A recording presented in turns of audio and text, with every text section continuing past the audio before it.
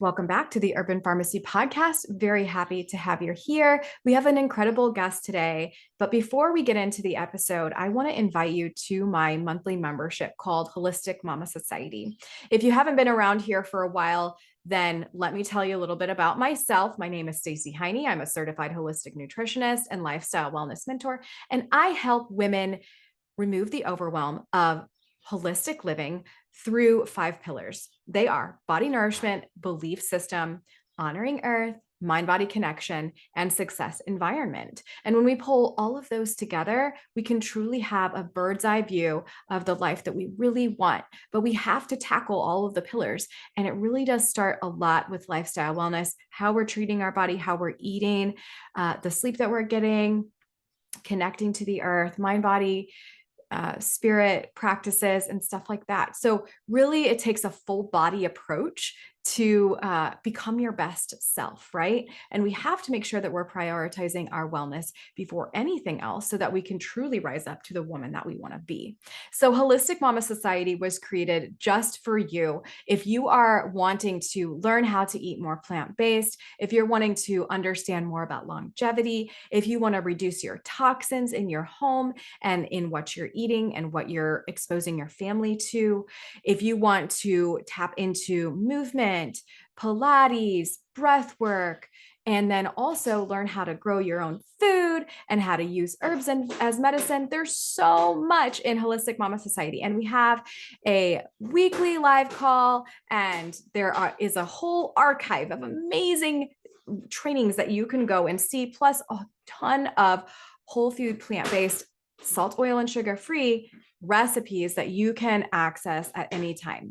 So join HMS by clicking the link down below. And I hope that you really come into this with an open mind as you get more into my brand, The Urban Pharmacy, and that you are ready and willing to do the work that it takes to become your best self. Now, as we get going into the episode, let me tell you more about Dr. Jenn Simmons. She started her professional career as Philadelphia's first fellowship trained breast surgeon. After spending 17 years as Philadelphia's top breast surgeon, her own illness led her to discover functional medicine. So, enamored with the concept of creating health rather than killing disease, she left traditional medicine and her esteemed surgical position in 2019, and she founded Real Health MD with the mission to help women anywhere along the breast cancer journey to truly heal.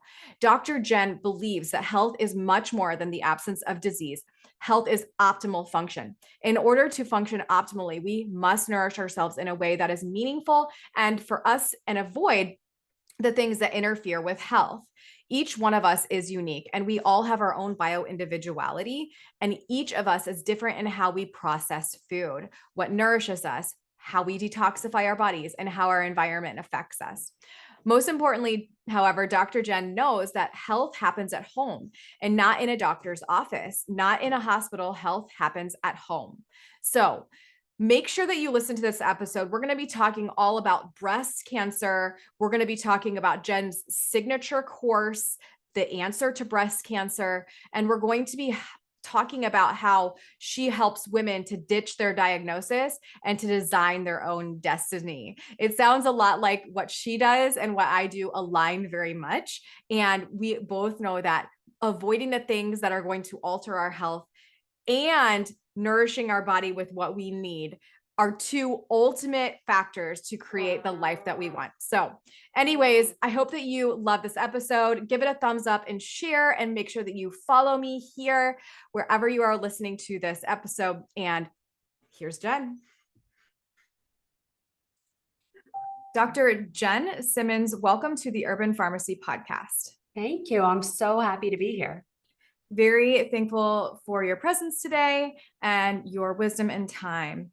So before we get into the specific questions about breast cancer in particular, and cancer, which is what we're going to be talking about today, I would love to know, Jenn, your story of your profession, what you used to do and what you do now, and why. Yeah. So I actually don't remember a time when I didn't know about breast cancer. So growing up, There was a singer-songwriter in the 1970s and 1980s. Her name was Linda Creed. She wrote all the music for the Spinners and the Stylistics. She was like the queen of Motown sound, beautiful, vibrant, just like this force to be reckoned with, this like incredible beam of light. And she was my first cousin. Oh, wow. Now, she wrote 54 hits in all, but her most famous song that she ever wrote was The Greatest Love of All. And, you know, there's like literally not a person on earth that hasn't heard that song, right? Mm-hmm. So she wrote that song in 1977 as the title track to the movie The Greatest, starring Muhammad Ali. But it actually received its acclaim when Whitney Houston released that song in March of 1986. And at that time, it would spend 14 weeks at the top of the charts. Only Linda would never know it, because Linda died of metastatic breast cancer 1 month after the song was released. I was 16 when my hero died. Mm-hmm. And her life and ultimately her death gave birth to my life's purpose. I never wanted another woman, another family to have to suffer the way that my family suffered. And Linda is one of the many, many women in my family. Sorry, I like actually have a zoo. I have dogs. Linda was one of the many women in my family that suffered and lost their life to breast cancer. So in my world view, everyone had breast cancer and everyone died of breast cancer. And it was like totally unacceptable to me. Mm-hmm. And so I did the only thing I knew how to do. And I became a doctor. I became a surgeon. I became the first fellowship trained breast doctor in Philadelphia. And I spent a lot of time in that space, almost 20 years. And I was at the top of my field doing like amazing, really innovative things and thinking that I was making a huge impact. And I was, for the women that I was helping.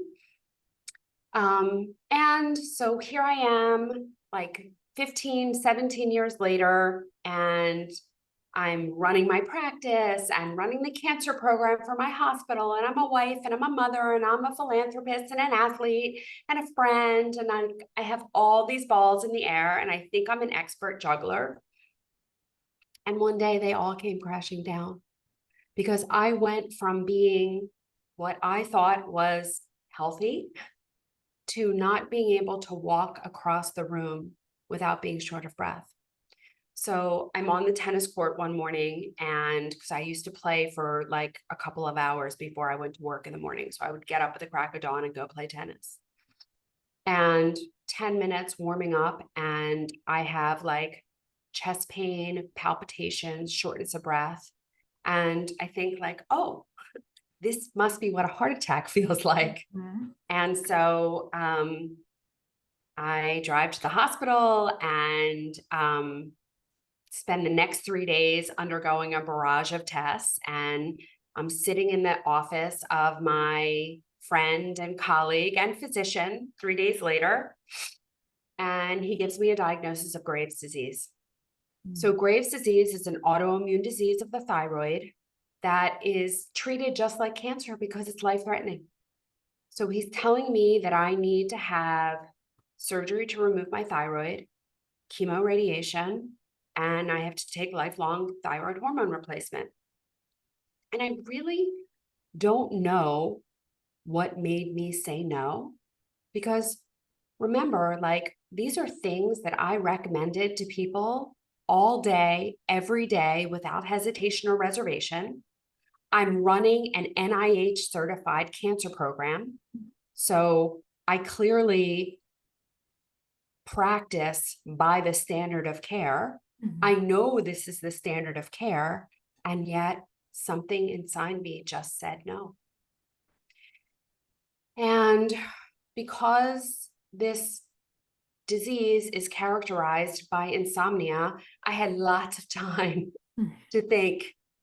And so I did what I tell everyone not to do, and I went on Dr. Google. And on Dr. Google, I keep seeing references. I Googled, how do you heal your thyroid? And I keep seeing references to diet, diet, diet, diet, diet. Now, as a traditionally trained physician, we get 15 hours of training in our first year of medical school. And then, I kid you not, never again. Never, never again. On nutrition. On nutrition, never. And, I have medical school, I have residency, I have fellowship. Like, I spent a lot of time in training. There were plenty of opportunities to talk about it. But because the medical industry in general doesn't think it holds any value, they don't teach it and they don't spend any time on it. So, and because I wasn't overweight, I thought I knew everything I needed to know, right? Like, I thought I had that covered. And so I decided that, more is better and maybe I should learn. And so I sign up for the Institute for Integrative Nutrition. Now, I sign up very reluctantly.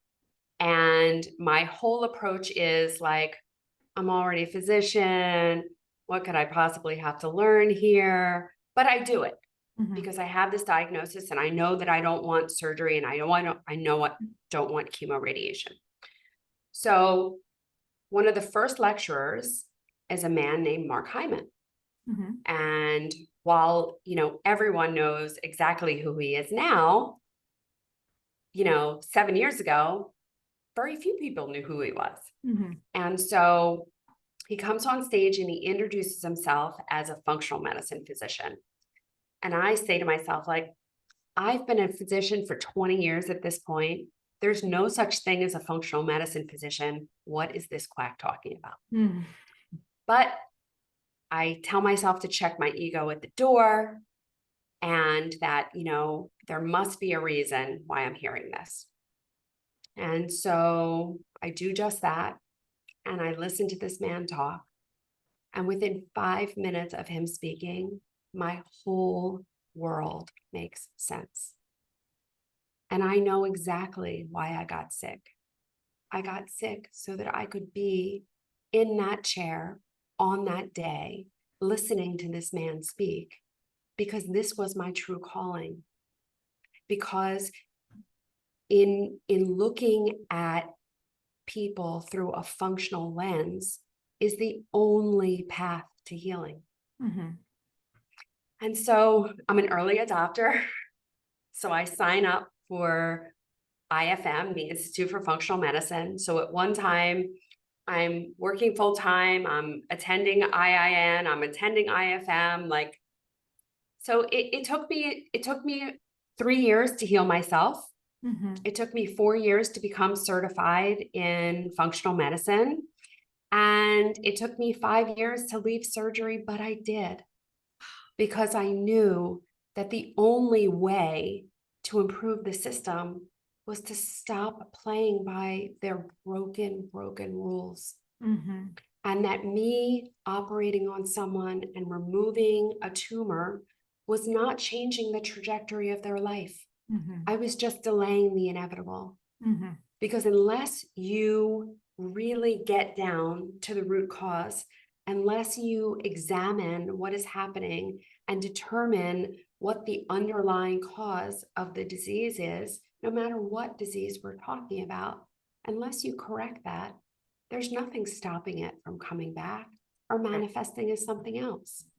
So I actually had one specific patient who kind of convinced me that I was no longer in the right place. And in 2019, I walked away from surgery. I opened Real Health MD. And now I help women anywhere along the breast cancer journey to restore their health, to stop defining themselves by their diagnosis, and to design the destiny that they desire. That's so powerful. Jenn, can you explain to the listeners, because I teach holistic living, right? What does functional and holistic, do you think they overlap? Is this I do. Yeah, I do. It's a holism approach, correct?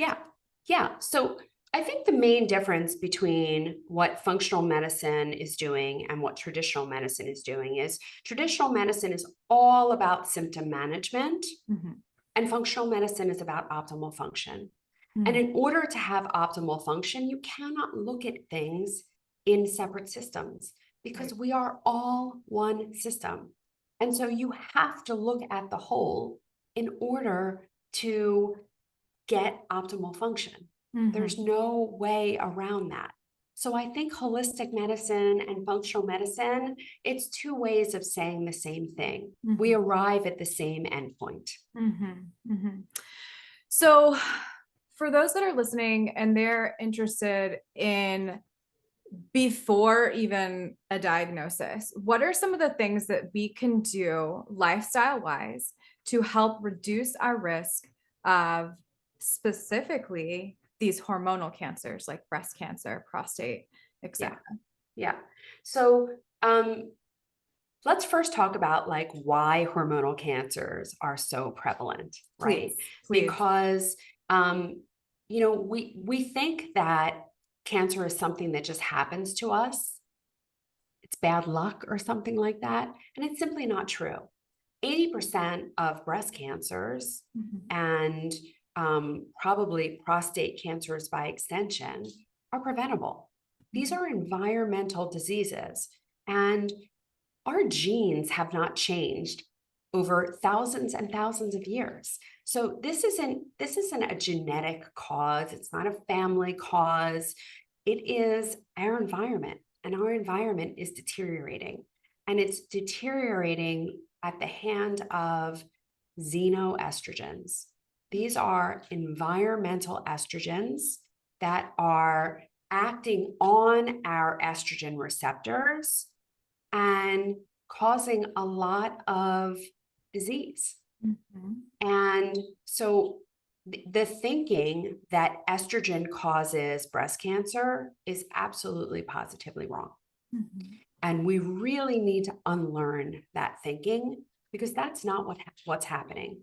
And anyone who thinks about it logically, breast cancer is far more common in the postmenopausal woman. In the postmenopausal woman, Mhm. where estrogen is scarce, Right. that's when we're seeing an exponential amount of breast cancers, right? We're not seeing it. We do see it in premenopausal women, but it's eclipsed by the number of postmenopausal breast cancers we see. In addition, if estrogen were the issue, when is estrogen its highest? In pregnancy. And yet, cancers during pregnancy are relatively rare. I'm not going to say they don't happen. Of course, they happen, but they are relatively rare. Compared to the number of pregnancies that happen, breast cancer during pregnancy is rare. Mhm. So, estrogen is not the issue. The issue is that we have all of these things that act like estrogen Yeah. in our environment. So these are xenoestrogens, and they come in the form of plastics, antibiotics, PCAs, PCBs, fragrance is a huge one. And so what's happening is because they have the shape of estrogen, a normal estrogen molecule will sit on the estrogen receptor, do what it's supposed to do, dissociate, and then your body detoxifies it and sends it away. Xenoestrogens come in, and because they're shaped a little differently, they sit on that estrogen receptor and they don't let go. Mhm. And so they overstimulate, and it's that overstimulation that leads to replication errors or DNA errors, and that's cancer cells. Mhm. Now, our immune system, an intact immune system, should be able to recognize those cancer cells and destroy them. But the problem is, most of us, because of all these environmental toxins that we are dealing with all the time, toxic food, toxic drink, alcohol, stress, all the herbicides, pesticides in our environment, glyphosate in our food, And then you think about like things like trauma, and all the microplastics and that kind of thing. And now we have an immune system that's not functioning the way it's supposed to be functioning. And this is the perfect storm for breast cancer. Mm-hmm. Mm-hmm. And the last part that I'll say about immunity is people are still, in general, using too much sunscreen, avoiding the sun, and not having their vitamin D levels measured. And vitamin D is the cornerstone to our immune system. Mm-hmm. So by and large, a vast majority of us are walking around nutritionally depleted with low vitamin D levels, swimming in this sea of chemicals and xenoestrogens, leading really, really stressful lives, not getting enough self-care. And this is really the recipe for breast cancer and other hormonal cancers. Mm-hmm. Now, I gave you the bad side. Here's the solution. And the solution is very real and accessible to everyone, right? So we can all choose to eat a whole food diet. Mm-hmm. We can all do that. I recommend a whole food plant-based diet. If you have a cancer diagnosis, I recommend a whole food plant-based grain-free diet.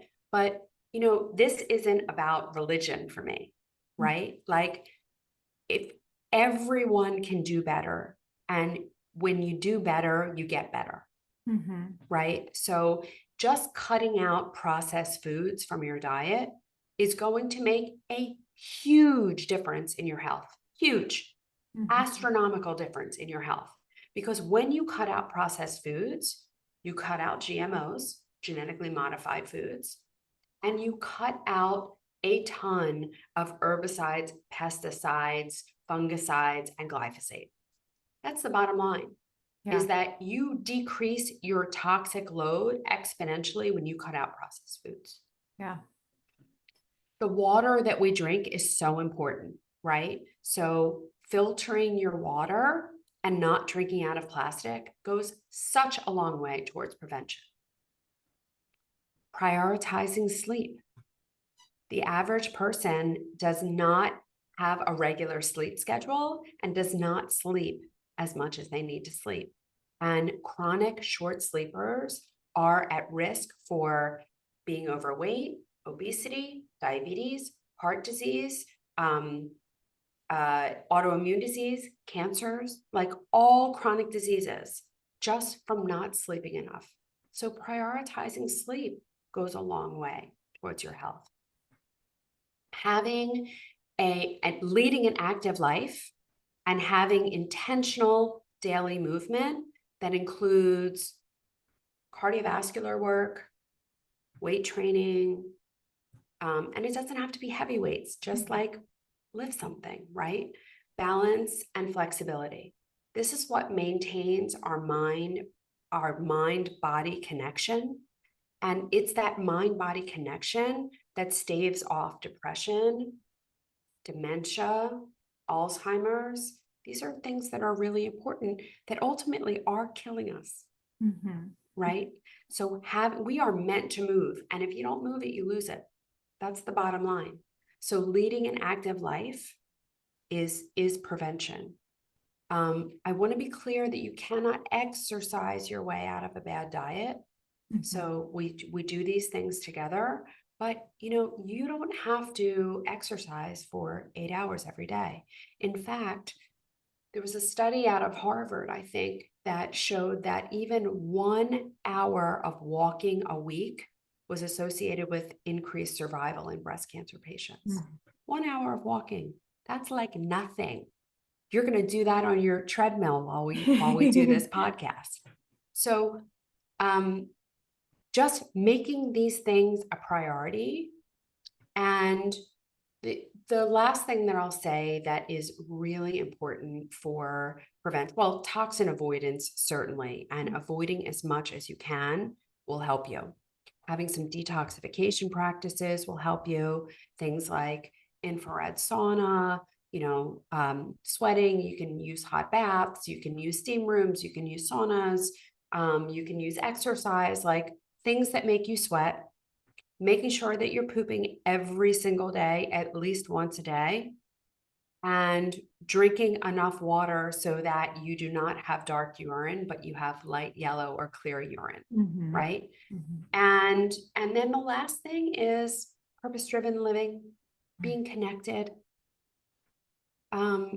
really, serving others, serving your family, serving your community.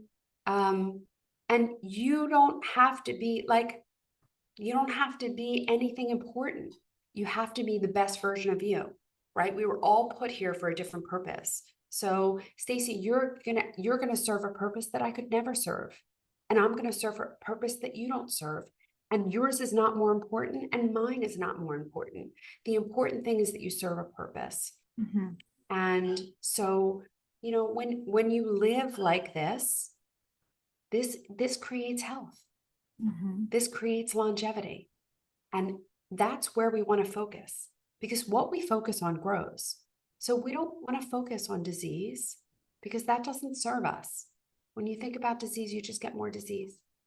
Mhm. But if you can start where you are and build these healthy practices, this will reward you. This is how to live as long as possible and die young. Hey there. Before we get too far into this show, I want to invite you to Holistic Wellness Society. This is my monthly membership community for women like you that are ready to tackle their health in a holistic and natural way.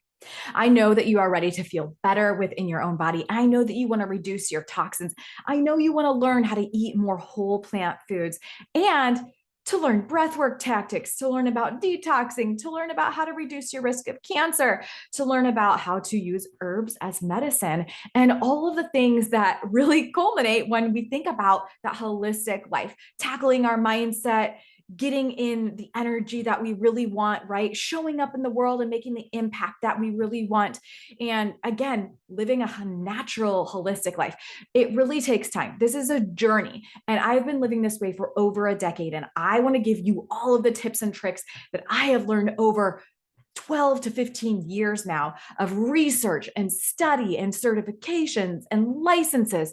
And I also want to bring in some of the best guest experts that I know of in the field of health and wellness to help you get on your way. Currently, we're tackling mindset and holistic wellness society, in addition to comfort foods and herbs and spices to use for more energy. It's really amazing, all the things that you're going to learn when you come into Holistic Wellness Society. But here is your invitation.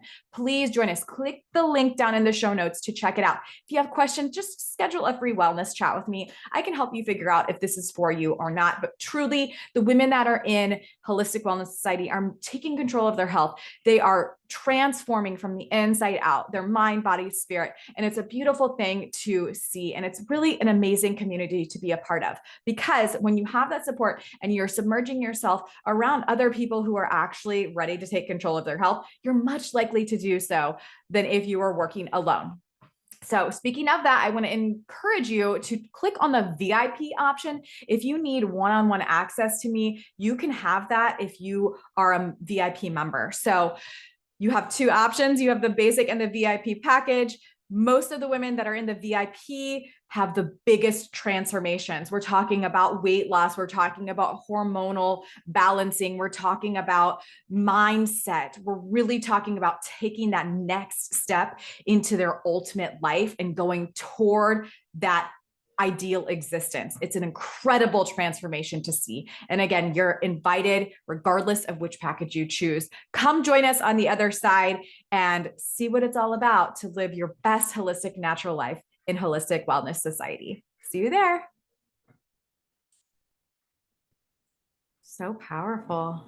You sound and remind me a lot of Chris Work. Like he gets so deep into the purpose. I was just on his podcast this week. Oh, were you really? Yeah. He's gonna come on. I am so thrilled to have him on. Like he's just so incredibly inspiring. Yes. And so are you. And the way that you're teaching, I mean, I feel like I'm out of questions now. I'm like, well, I mean, we're talking about prevention. We're talking about why breast cancer and these hormonal cancers are so prevalent, but like a lot of the times this prevention, Jen, is the same as the treatment. Like it's this holistic lifestyle approach, and you just literally covered everything. But we're gonna dive a little bit deeper into this. And I really appreciate all of your wisdom.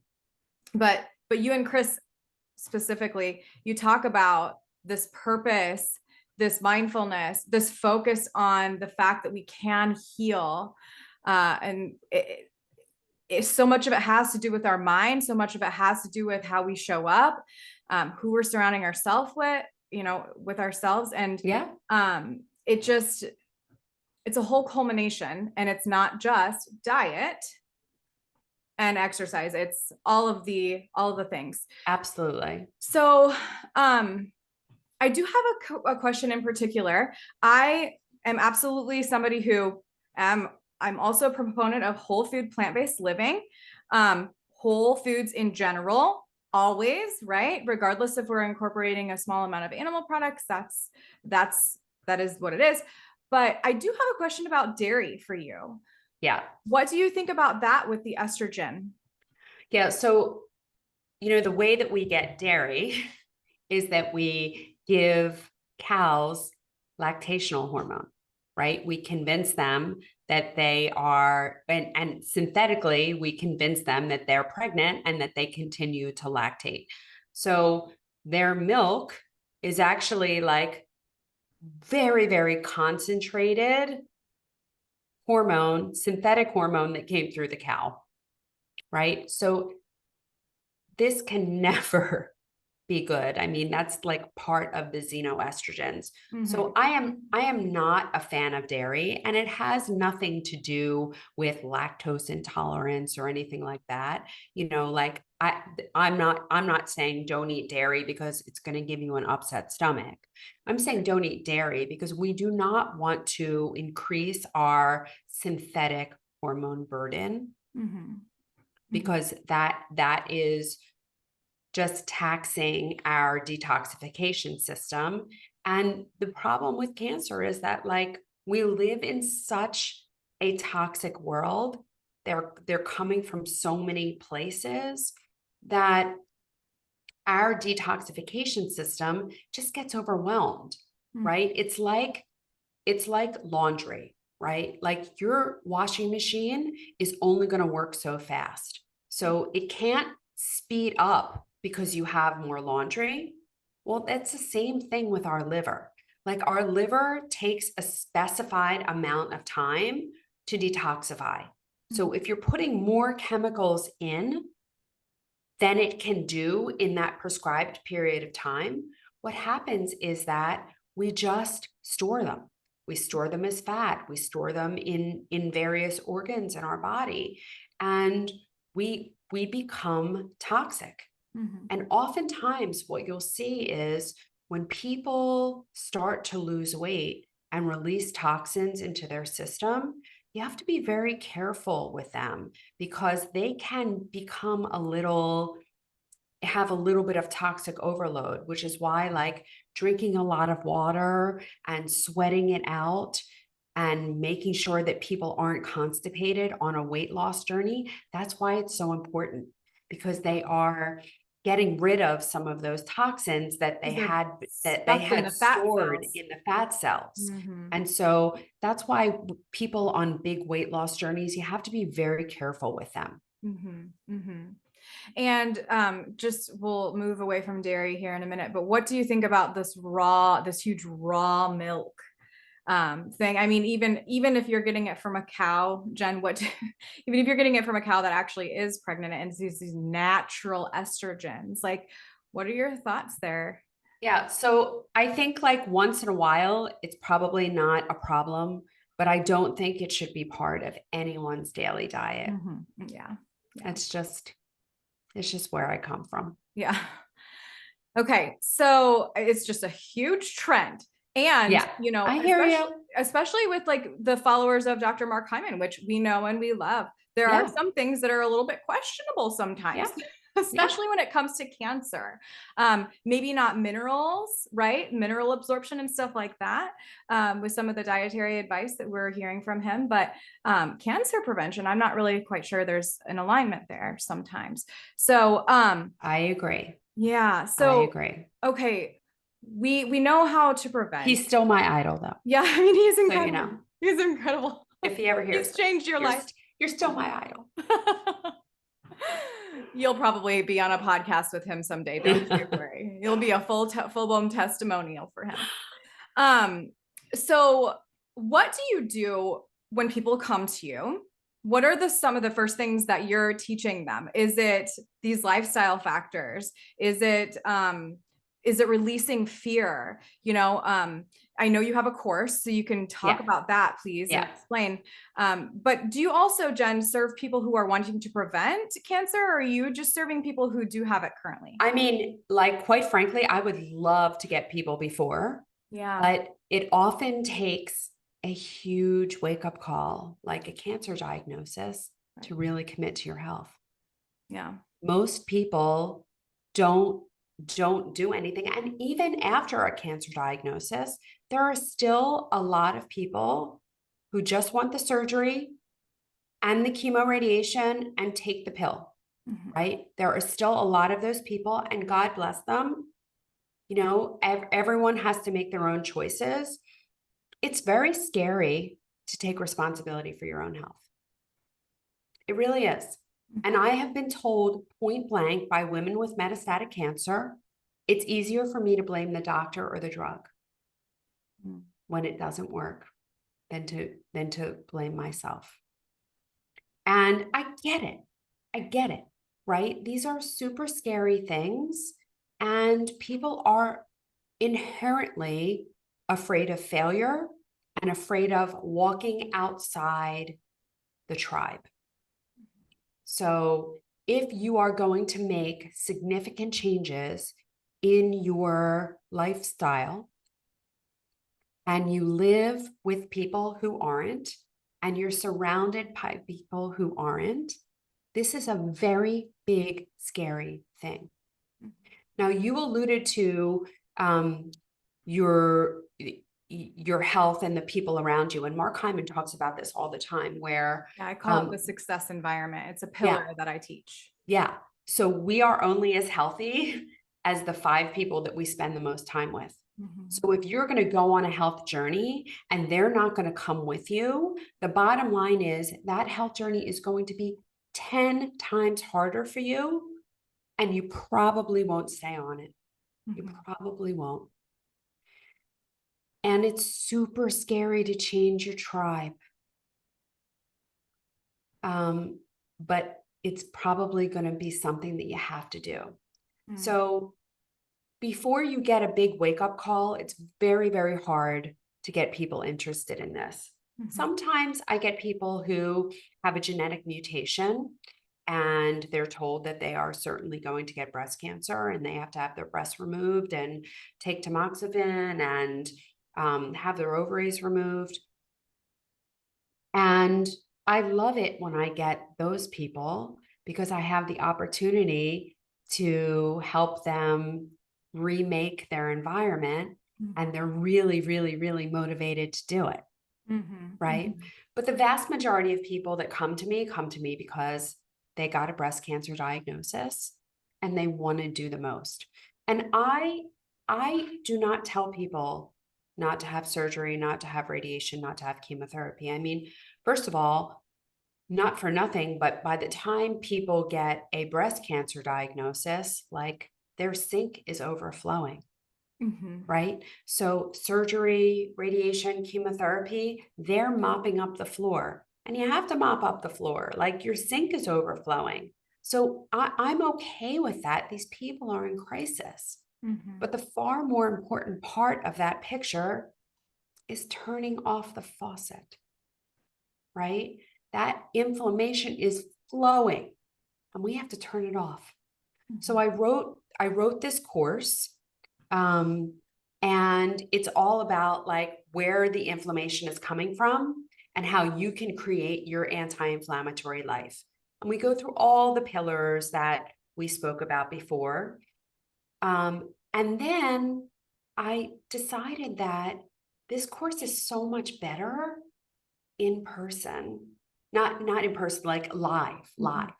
And so we now do this course over Zoom, and people are listening to the videos independently, but then I'm doing a summary video each time, and then we're all like talking it out. And so that's like a 3-month part of my course. And then after that, we all go on to do functional testing together. So we are like figuring out what is working, what's not working, helping each other to fix it. And it is just this beautiful experience. And I was speaking to someone the other day, and she said, you know, the very best part of this group is there are days where I feel like I just can't hold myself up anymore. And I come here and I get lifted by everyone. Oh, that's powerful. And it was just like so beautiful. And I actually have like chills right now. And really, like, this is why I do it. This is why I do it, because this really changes the trajectory of people's lives. People who go through my course and my program are healthier after breast cancer than they ever were in their lives. And this is so powerful. It is. So some of these modalities like detoxification, sauna, sweat, exercise, these are typically things that people can, for the most part, implement. Now, diet is probably the hardest change for most people. It is. Would you agree? It is. And Now, so how do you do this? How do you train people to get off the pleasure trap of processed food addiction, sugar addiction?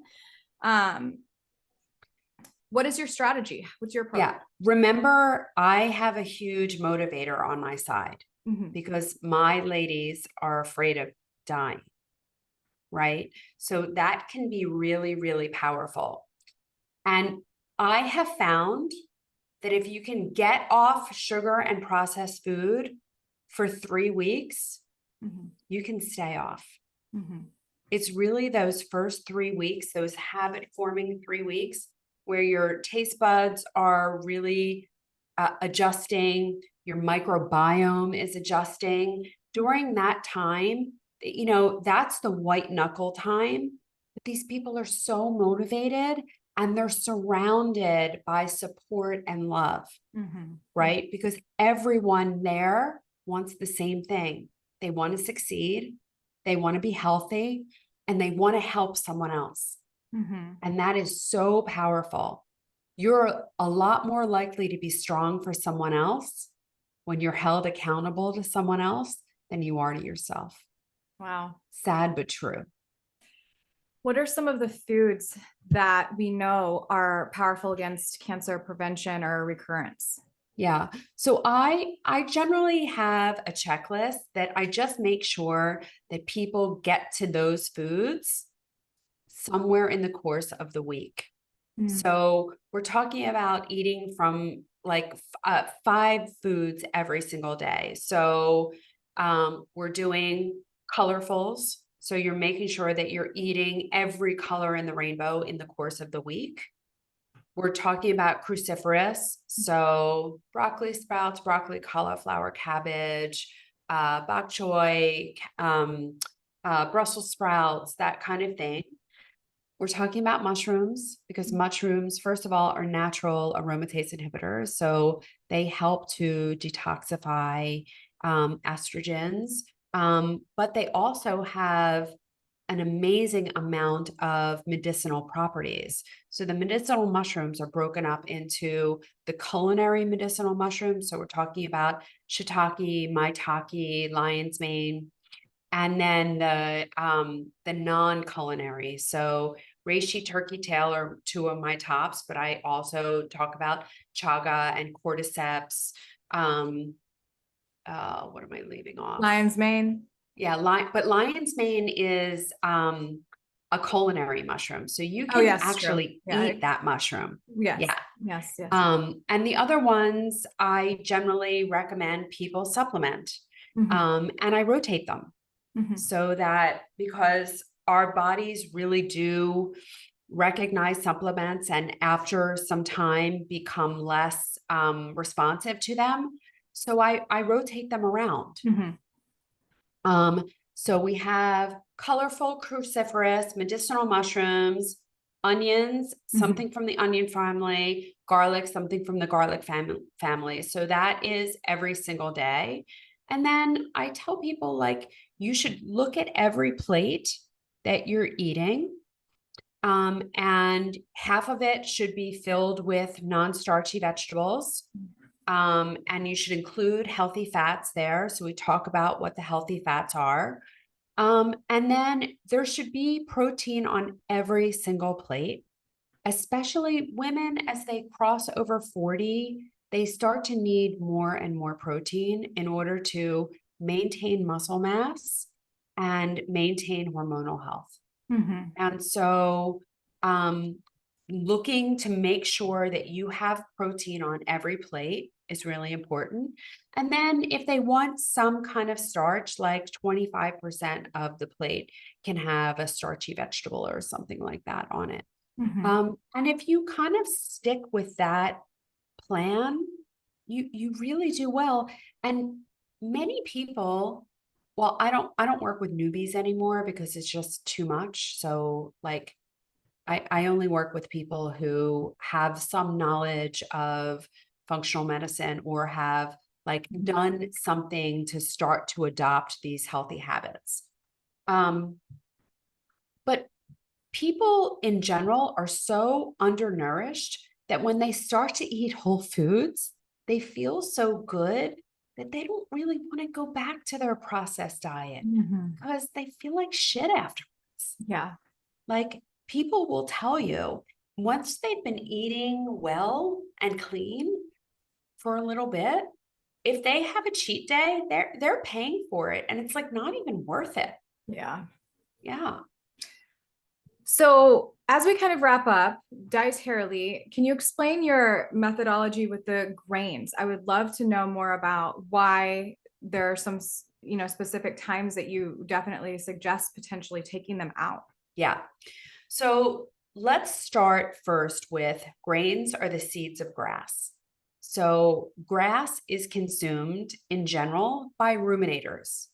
And ruminators, like cows and horses and things like that, they have digestive tracts that are much, much, much longer than ours. And they're reprocessing these things over and over and over again. We have a relatively short digestive tract that really doesn't look anything like a ruminator's digestive tract.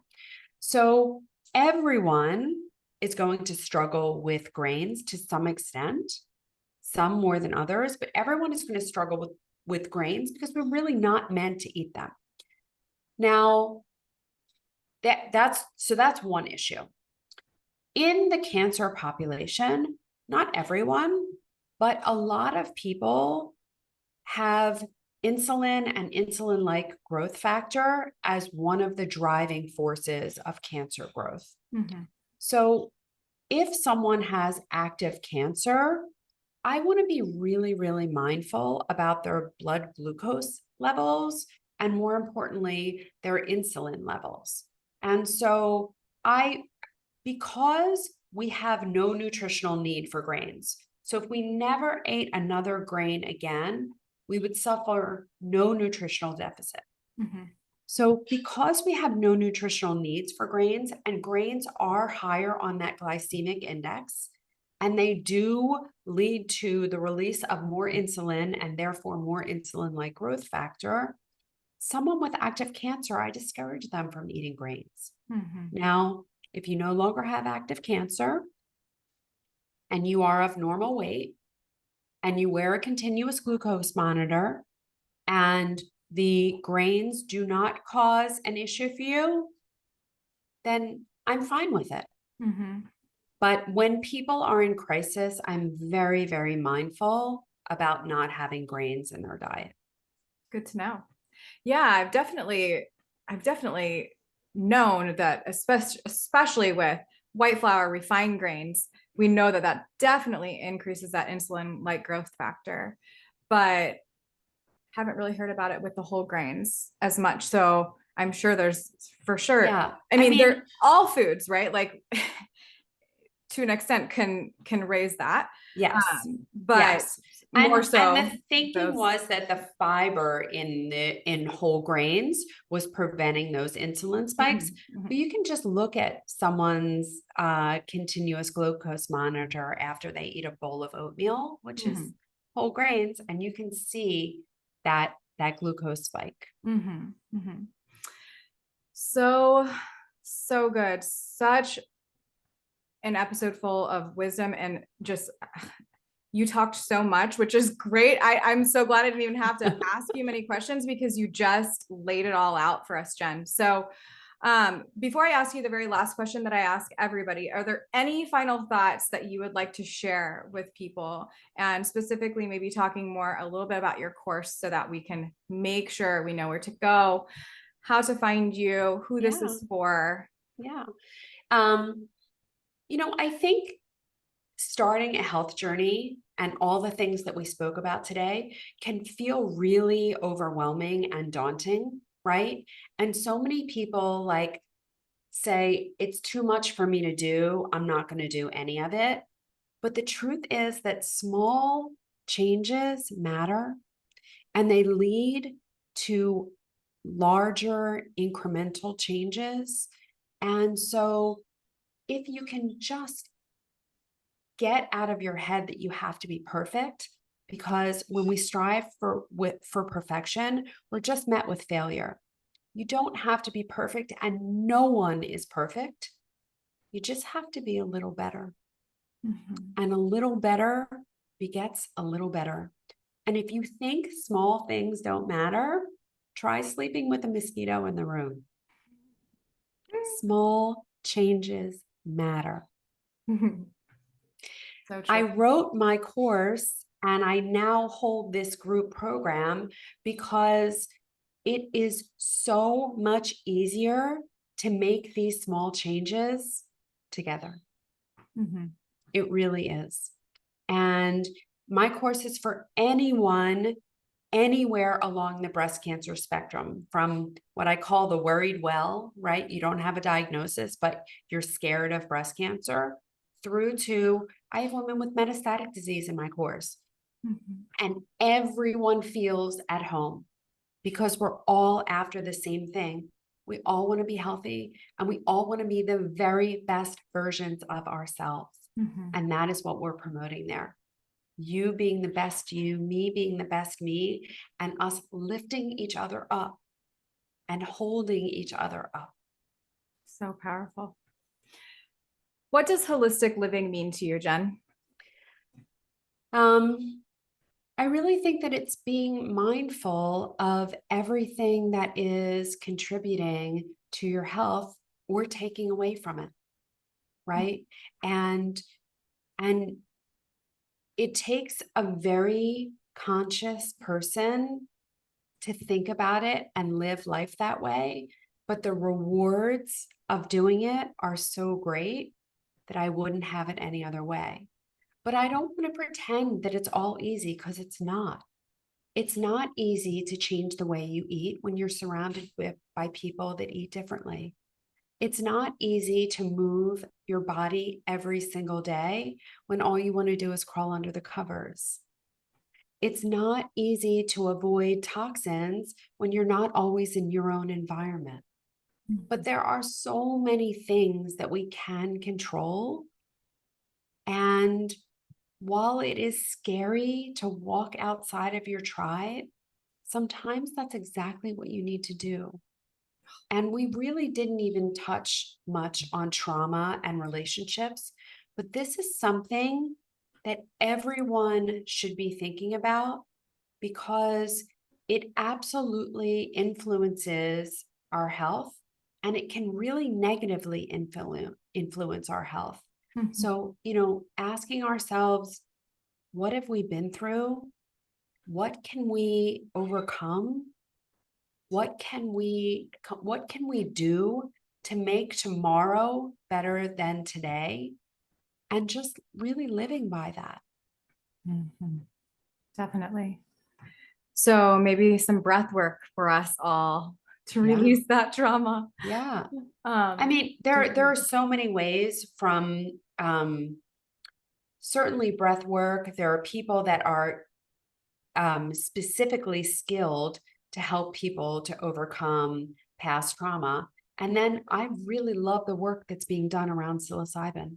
yeah. I think it's Yeah. making a huge difference for people. Mhm. Mhm. Yeah. Definitely something I have looked into thanks to a few functional doctors that I know for myself.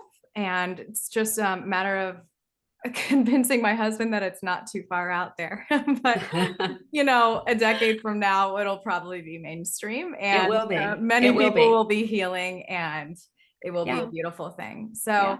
Jenn, thank you so much for sharing space with me today and just all of your wisdom, your nuggets of health information and help. Every person that listens to this, I know will be very thankful for you as well. So, I'm so with glad. that, I'm so thankful and we are all done. So, thanks for joining me today. Yeah. All right. So, I have a question. If you are loving,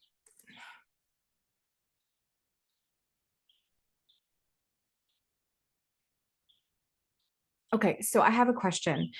Are you loving these episodes from the Urban Pharmacy? And if the answer is yes, then you're also going to love Holistic Mama Society, my monthly membership. And the reason why is because not only do I do trainings and education and cooking demos, but I also have guest speakers come in, even doctors, and talk about how to elevate our wellness. So I want to give you a little bit of a glimpse of what the back end website for Holistic Mama Society looks like, in addition to our community that we already have that you can tap into on a daily basis. And you can access me as your mentor at a group rate, which is amazing. But let's talk about the different topics that we have in the website and also some of the trainings that we've had. So it's organized by the 5 holistic pillars that I've told you about before: body nourishment, belief system, honoring earth, mind body connection, and success environment. But then we also have an area that's called begin the journey, where you get to do some self work if that's something that you are interested in doing, to kind of dive more into understanding your past habits and all of that.